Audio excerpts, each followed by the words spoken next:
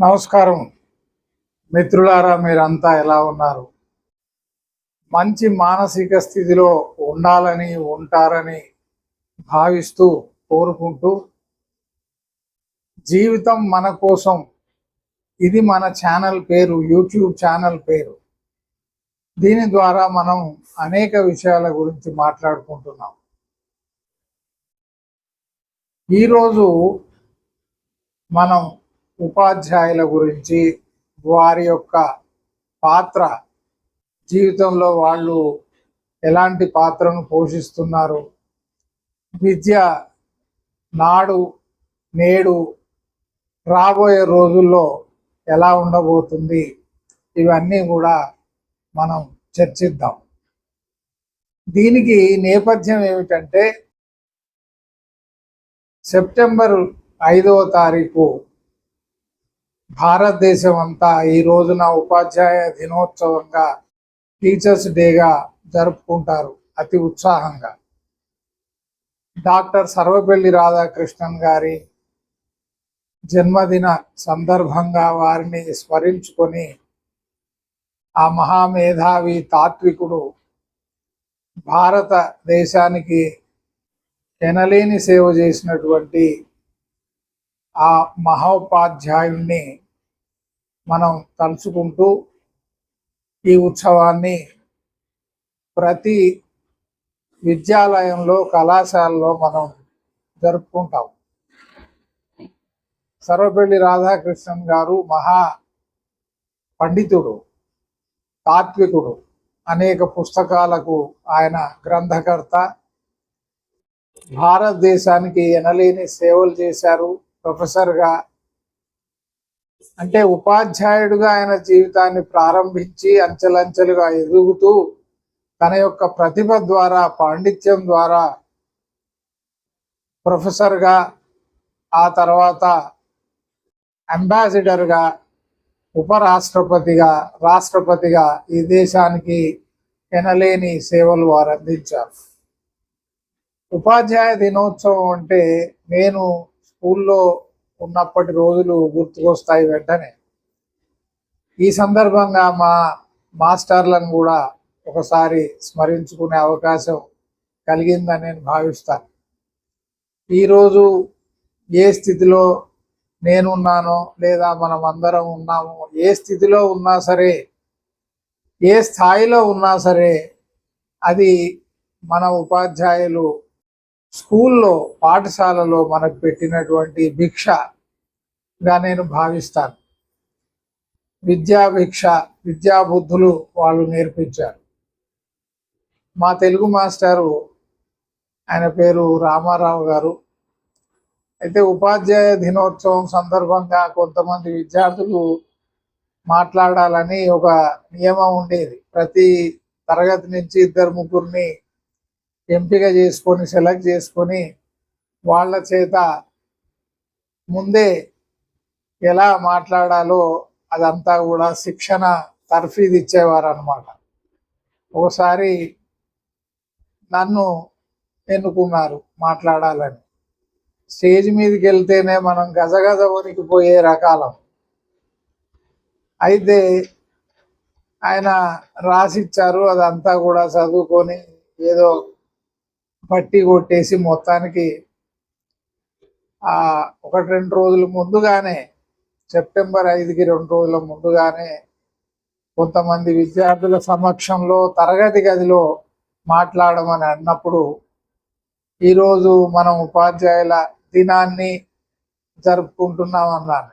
వెంటనే మా మాస్టరు, అవునరా, ఈరోజు ఉపాధ్యాయుల దినాలు, వారాలు, తద్దినాలు అని చెప్పేసి అపహాస్యం చేస్తూ 2-3 దెబ్బలు కూడా కొట్టారు. ఆ రోజుల్లో ఉపాధ్యాయులకి ఆ హక్కు ఉండేది. అయితే ఉపాధ్యాయ దినోత్సవం రోజు మేము స్కూల్లో ఉపాధ్యాయులుగా ఆ రోజు పాత్రను పోషించే వాళ్ళం. ఆఖరికి ప్రధానోపాధ్యాయుడి పాత్ర కూడా ఒక విద్యార్థి పోషించేవాడు అన్నమాట. ఆ ఉపాధ్యాయులు ఏ విధంగా డ్రెస్అప్ అవుతారో అదే విధంగా ఆ కట్టు బొట్టు అవన్నీ విద్యార్థులు ధరించి అనుకరిస్తూ సరదాగా ఉండేది ఆ రోజు. ఉపాధ్యాయులు ఆ రోజు ఏమనేవాళ్ళు కూడా కాదు, విమర్శ చేసేవాళ్ళు కూడా కాదు. వెనక బెంచిలో కూర్చొని ఈ విద్యార్థులు చేస్తున్నటువంటి అభినయాన్ని అంతా కూడా వాళ్ళు ఆనందించేటువంటి వాళ్ళు అన్నమాట. అయితే ఆ రోజుల్లో నాడు విద్య ఎలా ఉండేది 50 సంవత్సరాల క్రితం అని మనం చూస్తే, ఆ రోజు ఉపాధ్యాయుడికి అనేక అధికారాలు ఉండేవి. టీచర్ అంటే ఎనలేని భక్తిభావం ఉండేది, భయం కూడా ఉండేది. నాకు బాగా గుర్తు, మా టీచర్ ఉండేటువంటి వీధి ఏదైనా ఉందో అక్కడి నుంచి నడిచి వెళ్ళాలంటే మేము దాన్ని అవాయిడ్ చేసేవాళ్ళం. ఆ వీధి కాకుండా దూరమైనా పర్వాలేదు కానీ ఇంకొక 2-3 వీధుల గుండా నడుస్తూ మేము వెళ్ళాల్సిన చోటికి వెళ్ళేవాళ్ళం. అంటే ఉపాధ్యాయుడు ఎక్కడైనా కనిపిస్తాడేమో, కనిపిస్తే నిజానికి ఎప్పుడైనా అలా కనిపిస్తే వెంటనే వాళ్ళు నెక్స్ట్ డే అడిగేవాళ్ళు మరుసటి రోజు, ఎవరా ఎక్కడ తిరుగుతున్నాం, ఆ సమయంలో అక్కడ ఎందుకున్నాం అని చెప్పేసి. మేము గజగజ వణికిపోయేవాళ్ళు. మాకు బోధించినటువంటి 6వ తరగతి నుంచి 10వ తరగతి వరకు బోధించినటువంటి ఉపాధ్యాయులు మాత్రం అసలు అమోఘం. వాళ్ళ యొక్క తెలివితేటలు, వాళ్ళ క్రమశిక్షణ, వాళ్ళ నడవడి అవన్నీ కూడా ఓసారి గుర్తు చేసుకుంటే ఆశ్చర్యానికి గురవుతూ ఉంటాం. మా ప్రధానోపాధ్యాయుడు గారు హనుమంతరావు గారు అని ఉండేవారు. ఆయన క్రమశిక్షణకి మారు పేరు. చాలా కఠినంగా శిక్షించేవాడు. చిన్న తప్పును కూడా క్షమించేవారు కాదు, మందలించేవారు. అలాగే ఆయనంత పొడుగు ఒక బెత్తం కూడా ఉండేది ఆయన వెంబడి ఎప్పుడు. ఈ విధంగా మా విద్యాభ్యాసం జరిగింది. నాడు అంతకుముందు ప్రాచీన కాలంలో విద్యాభ్యాసం ఎలా ఉండేదంటే, అది రాజు కొడుకైనా మంత్రి కొడుకైనా ఎంత ఉన్నతాధికారి అయినా వాళ్ళందరూ కూడా ఆశ్రమానికి వెళ్ళి చదువుకునేవాళ్ళు. అంటే అది ఊరుకు చాలా దూరంగా, సాధారణంగా అడవుల దగ్గర లేదా అడవి మధ్యలో ఆశ్రమాలు ఉండేవి. వారు అంటే అక్కడ ఉండేటువంటి వారిని గురువులు అని పిలిచేవాళ్ళు. వాళ్ళు ఏ రోజు డబ్బును ఆశించేవాళ్ళు కాదు. ఉచితంగా విద్యార్థులకి విద్యతో పాటు బుద్ధిని కూడా వాళ్ళు, అంటే ఎలా నడుచుకోవాలో కూడా వాళ్ళు ప్రత్యక్షంగా చెప్పేవాళ్ళు. విద్యార్థులు అనేక పనులు చేయాల్సి వచ్చేది ఆ రోజుల్లో. నేల మీద పడుకోవడం,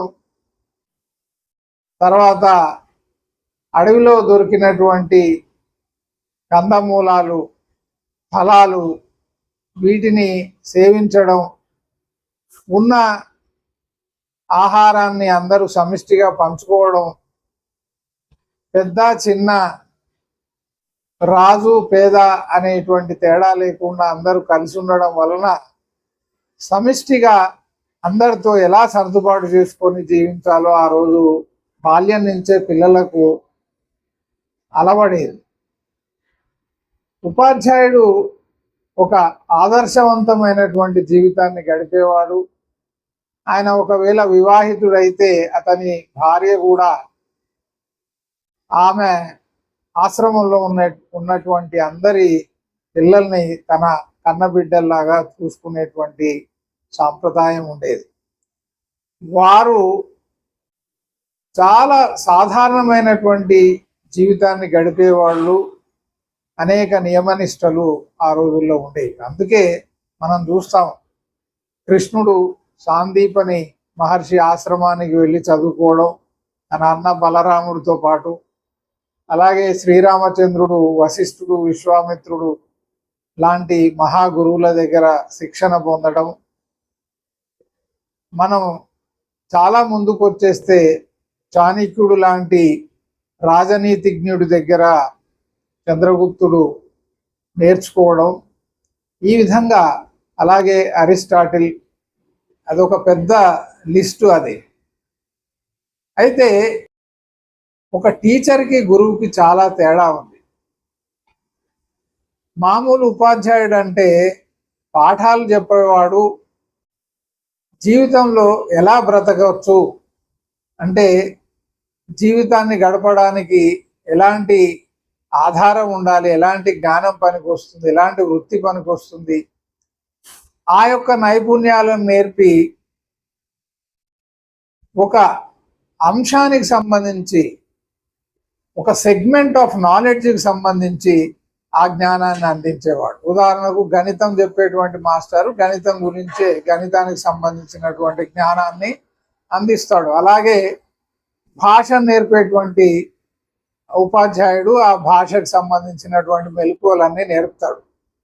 గురువు అలా కాదు, జీవిత సత్యాలు, జీవిత పాఠాలు, జీవితం ద్వారా మనిషి సాధించాల్సినటువంటి ఉత్కృష్టమైనటువంటి లక్ష్యం, పరమ పదము, భగవత్ ప్రాప్తి, అలాగే నిజరూప దర్శనం.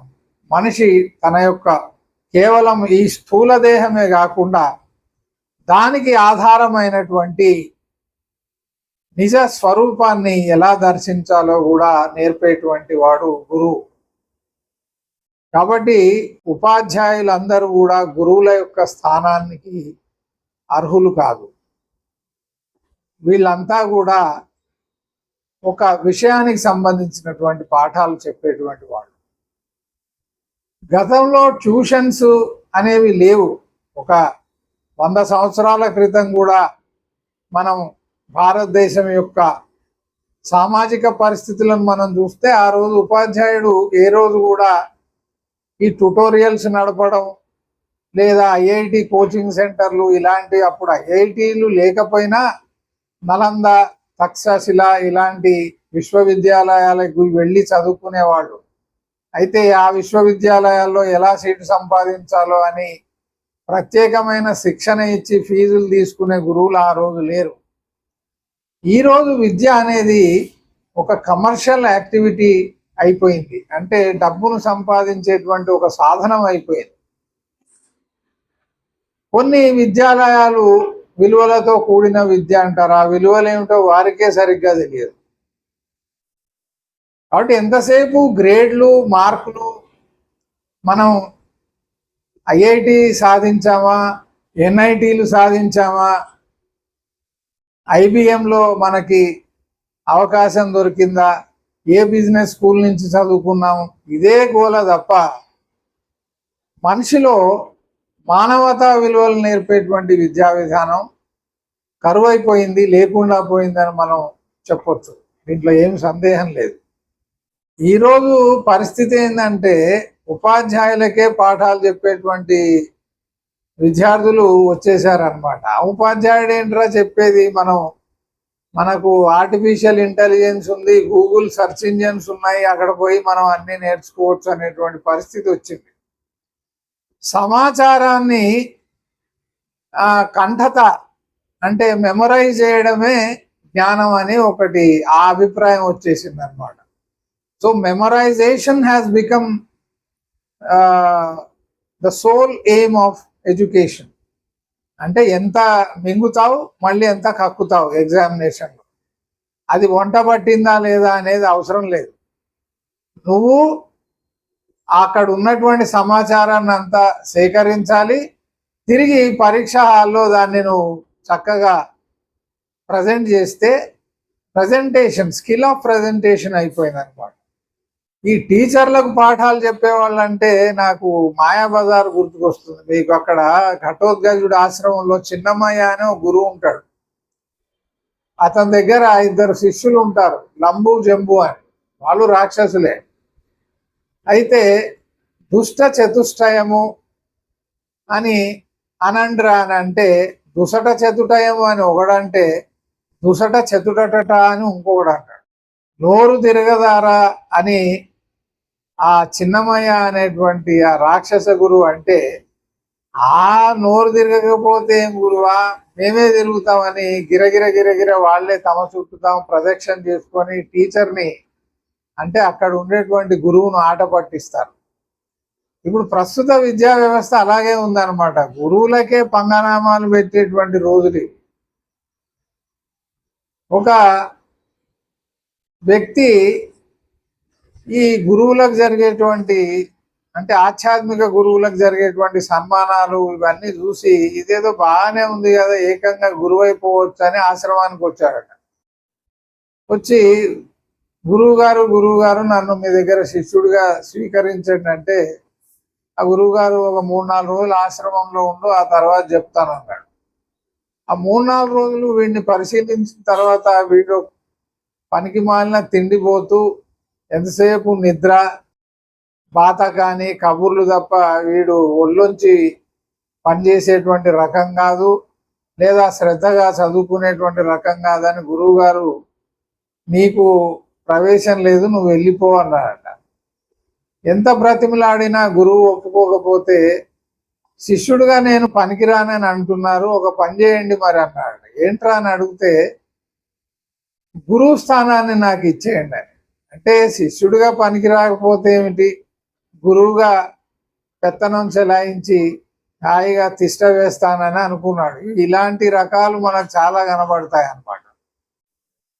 రాబోయే రోజుల్లో విద్య యొక్క పరిస్థితి ఏమిటి అని అంటే, ఈ AI ఆర్టిఫిషియల్ ఇంటెలిజెన్స్ వచ్చిన తర్వాత ఈ పాఠాలన్నీ కూడా రోబోలే చెప్పేటువంటి రోజులు పెద్దగా దూరంగా లేవు. అంటే ఉపాధ్యాయుడు కనబడకుండా పోయేటువంటి రోజులు. ఆల్రెడీ గురువుల యొక్క సంఖ్య చాలా తగ్గిపోయింది. దాంట్లో ఫేక్ గురువుసు, ఇక రకరకాల నాటకీయంగా ఉండేటువంటి గురువులు చాలా మంది వచ్చేసారు తెర మీదకి. విద్యాలయాల్లో కళాశాలల్లో పనిచేసేటువంటి ఉపాధ్యాయులు ఇక ఉండరు. ఒక పాఠ్యాంశాన్ని, ఒక లెసన్ను అనేక బోధనా ఉపకరణాల ద్వారా, టీచింగ్ ఎయిడ్స్ ద్వారా చక్కగా తయారు చేసి చక్కటి ప్రజెంటేషన్తో దాన్ని ఒక వీడియోగా తీసి తరగతి గదిలో ఆ వీడియోనే వాళ్ళు ప్లే చేస్తూ ఉంటారు. రాబోయే రోజుల్లో చెప్తున్నాను. కరోనా సమయంలో కూడా మనం ఆన్లైన్ క్లాసెస్ చూసాం. అయితే అక్కడ ప్రత్యక్షంగా ఉపాధ్యాయులే పాల్గొనేవాళ్ళు. ఇప్పుడు నేను అనుకుంటాను 10-20 సంవత్సరాల్లో ఈ మార్పు వచ్చేస్తుంది. Will the teacher be displaced or can the teacher be replaced by a gadget? That is a $1 trillion question. But the fact is, in the days to come, the teacher will disappear from the scene of education. తప్పకుండా teacher యొక్క స్థానాన్ని వీళ్ళు తప్పించేస్తారనమాట. అంటే ఒక robo వందలాది classes తీసుకునేటువంటి సామర్థ్యాన్ని కలిగి ఉంటుంది. ఏ సబ్జెక్ట్ అయినా ఆ రోబో ద్వారా, ఆ రకమైనటువంటి మాడ్యూల్లో మనం ఆ సాఫ్ట్వేర్ దానికి ఆన్ చేసి పెడితే చాలు, అది ఇంకా చెప్తూనే పోతుంది అనమాట. Including question and answers, clearance of doubt కూడా. సో ఈ విధమైనటువంటి పరిస్థితి రాబోయే రోజుల్లో రానుందన్నమాట. కానీ జవసత్వాలు ఉన్నటువంటి ఉపాధ్యాయుడు, అలాగే క్రమశిక్షణకు మారుపేరుగా ఉండేటువంటి ఉపాధ్యాయుడు లేకపోతే వ్యవస్థ అంతా కూడా చిన్నాభిన్నం అవుతుంది. రాబోయే తరాల్లో అంతో కొంత ఇంకా మిగిలి ఉంది అనుకునేటువంటి నైతిక విలువలు అవి కూడా పూర్తిగా పతనం చెందడం అనేది మనం చూస్తాం. సో ఉపాధ్యాయుడిని కాపాడుకోవాల్సినటువంటి రోజులు వచ్చేసాయి. మనుషులు ఎలా తయారయ్యారంటే, నదిని పాడు చేసి, పూర్తిగా కలుషితం చేసి, పనికి రాకుండా మురికి కూపంగా చేసి ఇంట్లోకి ఫిల్టర్ తీసుకొచ్చి నీటిని శుభ్రం చేసుకొని తాగితేనే సౌకర్యంగా ఉంటుందనేటువంటి స్టేజ్కి వచ్చారు. భవిష్యత్తు తరాలు ఉపాధ్యాయులకి, గురువులకి దూరం అయిపోయి ఎలాంటి సామాజిక వ్యవస్థలో జీవిస్తారో అది ఊహించడానికే చాలా భయంకరంగా, ఒక దుస్వప్నంగా నాకైతే కనిపిస్తుంది అన్నమాట. ఒక పీడ కలలాగా మారుతుందా సమాజం? విద్యా వ్యవస్థ అంతా కూడా చిన్నాభిన్నం అయిపోతుందా? దీని నుంచి మనల్ని మనం రక్షించుకోగలమా? మీ కామెంట్స్ ద్వారా తెలియజేయండి. నమస్కారం.